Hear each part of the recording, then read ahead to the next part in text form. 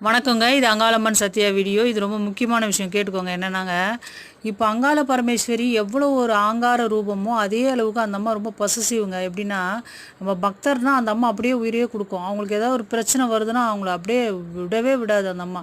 அவங்களுக்கு யாராவது கஷ்டம் குடுக்குறாங்கன்னா, அவங்களையும் சும்மா விடாது. அந்த மாரியான குணம் கொண்ட தெய்வம் அங்காள பரமேஸ்வரிங்க. சாந்த சொரூபிக்கு சாந்த சொரூபி. அந்த அம்மா வந்து எப்படின்னாங்க, அவங்க நம்ம என்னென்ன பண்ணா விலகி போயிருவாங்கன்னா, நம்ம வந்து அவங்க படத்த வாங்கிட்டு போய் வீட்ல வச்சுட்டு நம்ம ரொம்ப வணங்குறதில்ல, அவங்களுக்கு ஒரு பொட்டு வைக்கிறதில்ல, ஒரு தீப ஆராதனை காட்டுறதில்ல, அவங்கள கண்டுக்கிறதே இல்லன்னா அந்த அம்மா கிளம்பிரும்.